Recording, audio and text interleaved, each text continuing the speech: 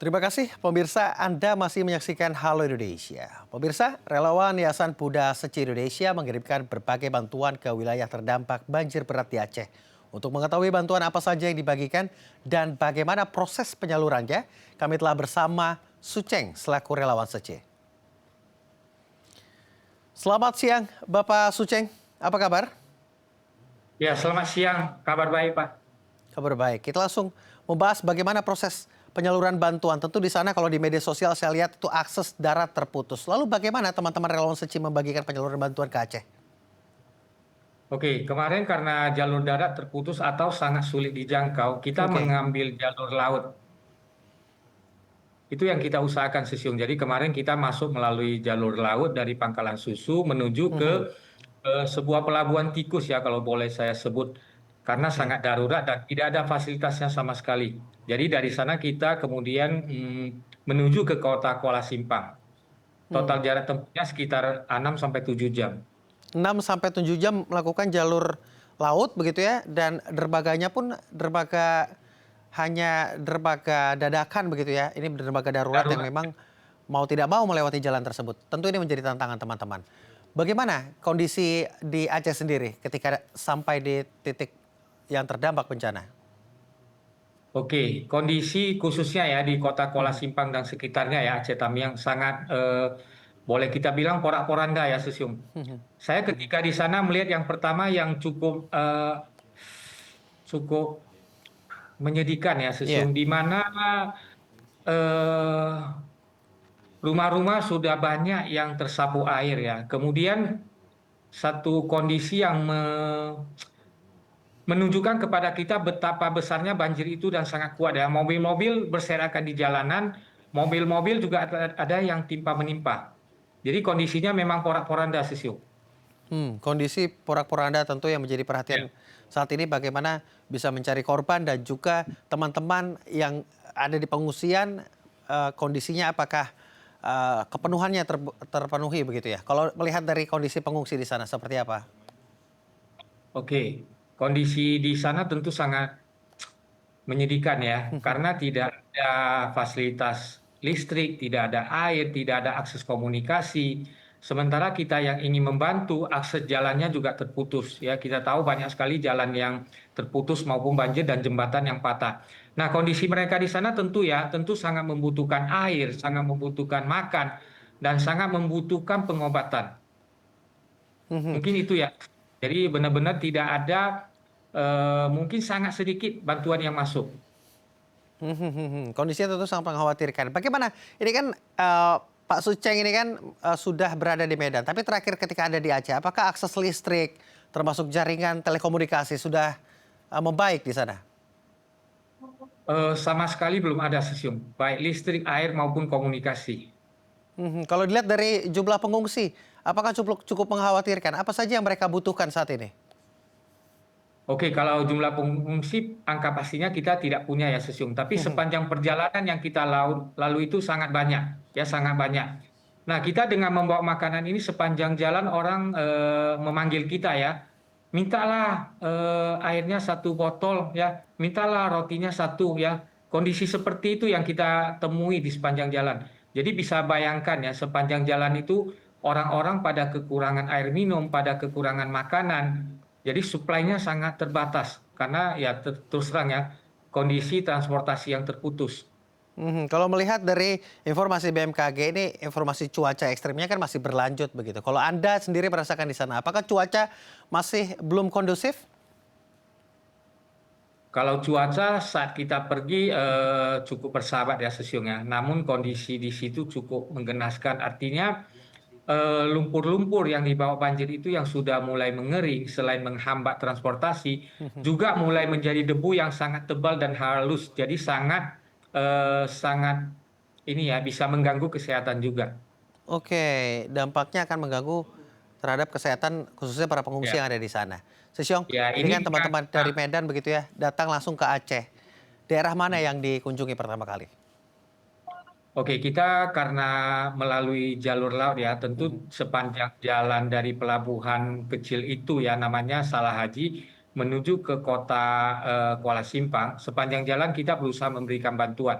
ya berusaha memberikan bantuan sampai ke titik yang saya kira paling parah ya, yaitu di pusat kota. Kita lihat bagaimana sepanjang jalan itu banyak sekali pengungsi, termasuk di jembatan lintas itu ya. Di sana juga jembatan baru itu bahkan dijadikan sebagai posko pengungsi. Jadi rata-rata pengungsi pun mengungsi di tempat yang kelihatannya masih belum layak begitu?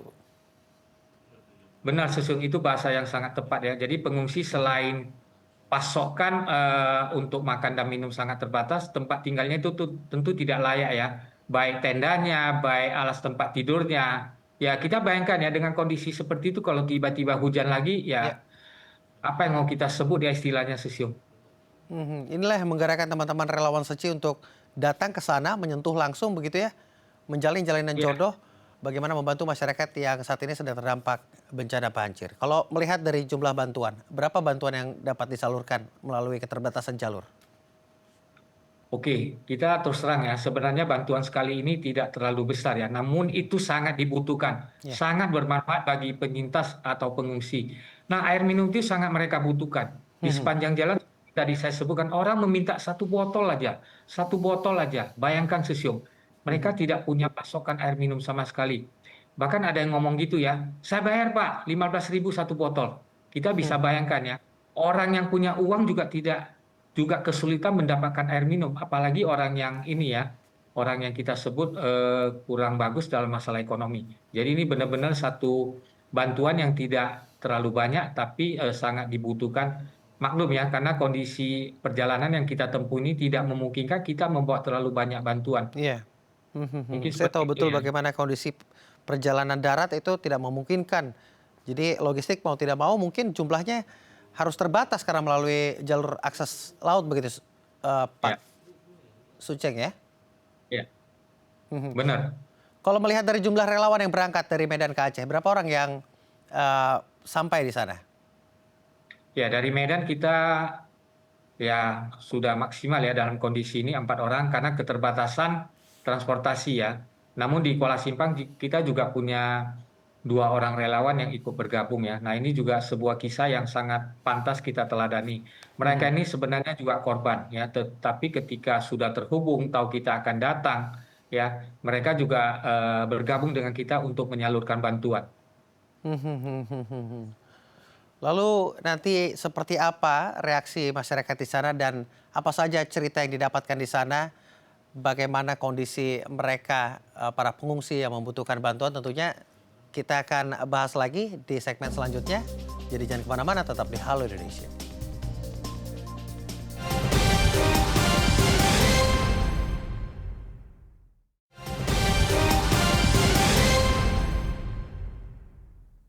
Terima kasih pemirsa, Anda masih menyaksikan Halo Indonesia. Kita masih melanjutkan cerita berbagi bantuan ke wilayah terdampak banjir berat di Aceh bersama Suceng selaku relawan Sece. Pak Suceng, kita lanjutkan perbincangan. Kalau bicara soal keterbatasan relawan yang berangkat ke sana, apa saja tugas mereka?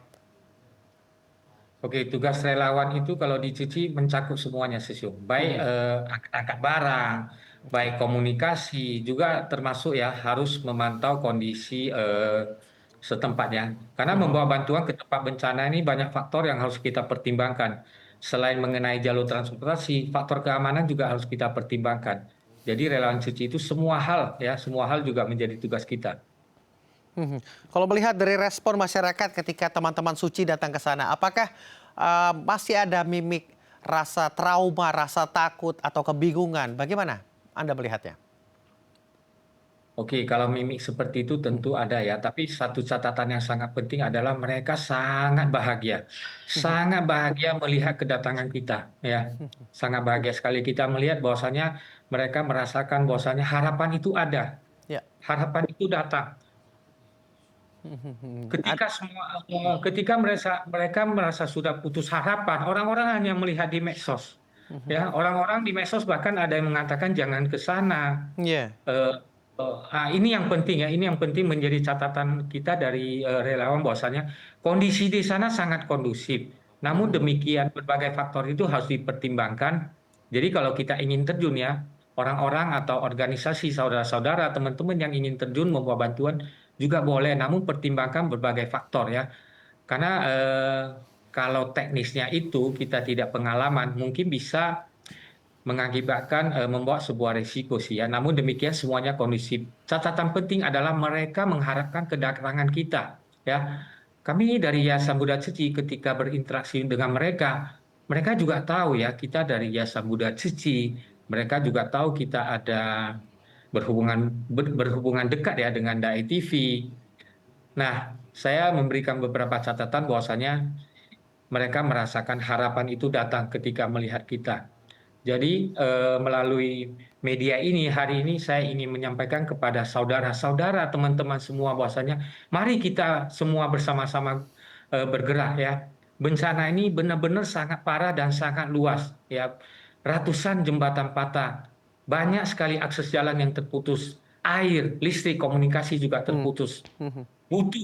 Butuh kekuatan cinta kasih yang sangat besar dari kita semua. Ayo marilah kita semuanya bergerak untuk membantu mereka. Butuh gerakan Mungkin itu ya. kolektif yang besar begitu ya untuk memulihkan kembali kondisi bencana yang terjadi di sana. Kalau melihat Ya mungkin benar. yang ditayangkan di televisi atau di media sosial, itu mungkin tidak lebih dari 50% yang terjadi di sana begitu?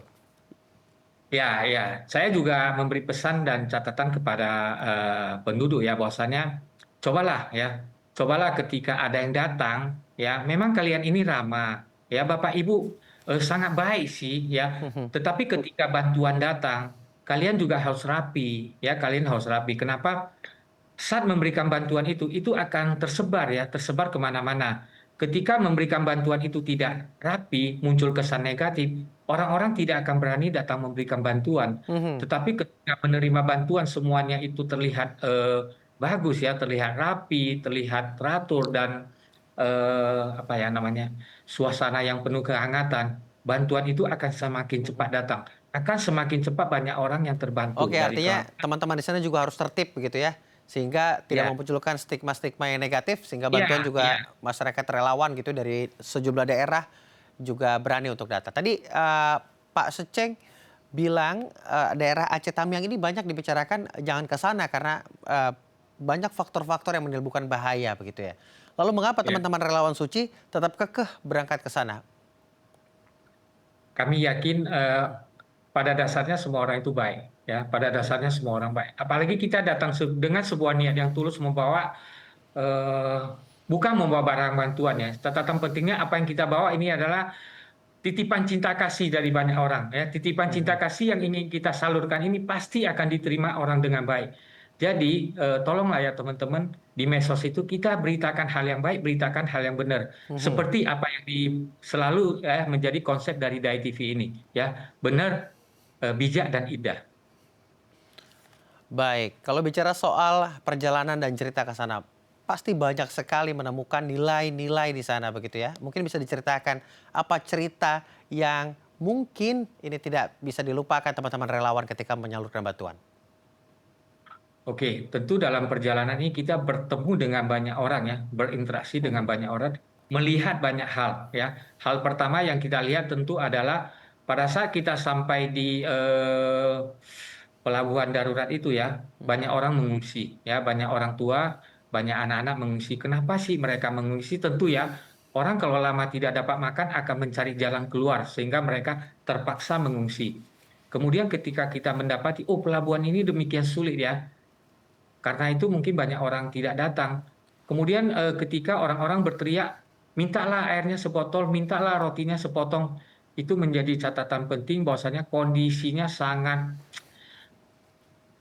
sangat parah ya, sangat parah ya para Mhm. Bapak Ibu dan Mhm. pemirsa bahwasanya ini benar-benar semua ya, semua kekuatan harus bergerak agar mereka dapat terbebaskan dari kelaparan yang mereka alami selama ini. Mhm. Artinya ada pelajaran besar yang lahir dari perjalanan ini. Kira-kira apa pelajaran terbesar bagi teman-teman relawan yang mengikuti proses penyaluran bantuan ini? Banyak sekali ya. Mas Tetengnya selalu mengingatkan kami bahwasannya 4 unsur alam tidak selaras. Tentu ya, karena unsur alam yang tidak selaras ini mengakibatkan bencana. Jadi Mhm. Mas Teteng selalu mengingatkan kami agar harus selalu dengan hati yang tulus membantu orang dan harus selalu mawas diri Mhm. dalam kehidupan ini. Jadi melihat bencana ini kita benar-benar harus semakin sadar ya bahwasannya bagaimana sebenarnya semua orang itu harus saling membantu. Kalau melihat dari proses bantuan yang sudah dilakukan, apakah ada rencana pengiriman bantuan tambahan ke depannya? Ya, kedepannya sebenarnya sekarang kami sedang mempersiapkan cukup banyak barang bantuan ya. Jadi perjalanan pertama ini membuat kami tahu bahwasannya apa sih barang bantuan yang tepat yang harus segera kami salurkan. Kami sedang mempersiapkan, besok subuh kami sudah akan berangkat ya, dan perjalanan darat sudah bisa dilalui. Banyak orang menghubungi kita untuk memberikan bantuan, banyak orang menghubungi kita untuk ikut ya. Jadi kekuatan cinta kasih yang akan membantu sana itu semakin besar ya dan semakin kuat. Apa yang membuat semangat kerelawanan ini timbul dan menghalau begitu ya berbagai macam resiko yang terjadi di sana? Kalau Anda sendiri, bagaimana melihat hal ini? Saya udah beberapa kali ke bencana ya. Jadi saya kalau melihat sesuatu yang memang kita harus ke sana ya. Kalau berita-berita yang kurang pas ya menurut kita itu kita coba lihat dan cek faktanya di lapangan. Nah, saya ingin beberapa catatan penting ya tentang bantuan berikutnya. Kita melihat pengungsi sana selain kekurangan pasokan makanan, mereka juga ada yang sakit ya. Nah, selain membawa makanan, dalam waktu dekat kita juga akan berusaha menurunkan tim dokter dari Yayasan Buddha Cici. Baik. Lalu bagaimana persiapan untuk mengirimkan bantuan tambahan, Pak Soceng? Apakah akan melalui jalur darat, apakah menggunakan jalur laut? Kemudian Ya, bagaimana prosesnya nanti? saat ini sedang dimuat ya. Mungkin pagi-pagi besok sudah direncanakan jam 5 pagi kita akan bergerak ya. Kita pagi-pagi bergerak agar bantuan ini segera sampai di tempat yang sangat membutuhkan. Apakah sudah berkoordinasi dengan pemerintah daerah setempat? Oke, saya ingin sampaikan ya, Yayasan Buddha Suci selalu berkoordinasi dengan aparat, baik itu pemerintahan daerah setempat maupun aparat keamanan ya. Jadi TNI sudah merupakan mitra kita sejak lama. Jadi barusan tadi kita juga koordinasi dengan Aster Kodam Iskandar Muda ya, sehingga kita juga koordinasi dengan Dandim setempat. Jadi koordinasi dengan pihak yang bertanggung jawab di tempat tersebut sudah kita lakukan. Bagaimana respon pemerintah daerah sendiri? Terus terang ya, pemerintah daerah tersebut beberapa hari terus menghubungi kita secara darurat karena komunikasi yang terputus. Mereka sangat mengharapkan kita terus datang memberikan bantuan. Tentu dalam perjalanan proses pengiriman bantuan ini mengingatkan saya pada satu kutipan Master Cheng, di mana kita tidak bisa mengubah bencana tetapi kita bisa mengubah penderitaan menjadi harapan melalui cinta kasih. Kata-kata perenungan dari Master Cheng. Terima kasih Bapak Suceng telah menginspirasi kami tentunya, dan juga mungkin ini menjadi pembelajaran kepada sesama masyarakat begitu ya untuk saling membantu, karena tentunya Sumatera butuh kita semua. Selamat beraktivitas. Pemirsa, sejeda kita akan melihat relawan Yayasan Buddha Seci yang tak gentar memberi bantuan di dusun yang terdampak banjir di Sumatera Utara. Jangan kemana-mana, tetap di Halo Indonesia.